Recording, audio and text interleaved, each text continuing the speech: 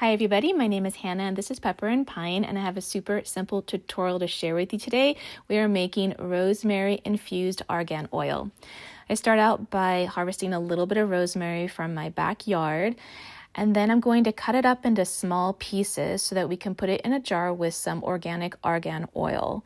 So I'm going to just clip these into smaller pieces, and I want to make sure that I don't have too much that it's going to exceed the amount of oil that I have. It's a very small jar of oil. You could certainly buy this in bulk and then put it into smaller glass containers. I've got an idea for you at the end of this video.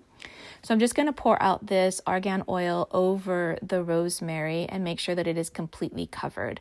And there are two different ways that you can infuse this oil. You can put the lid onto this mason jar and then put it out in the sun for about 2 weeks, and that will infuse the oil.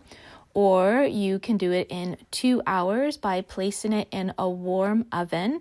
You only want it on the keep warm function, and I also left the door open because I don't really want to heat up the oil.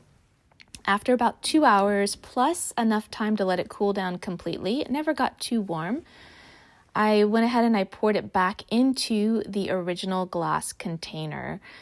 Now, if you don't have a glass container like this, or you're buying your oil in bulk, I did find some small glass containers with little pipettes at our local dollar store.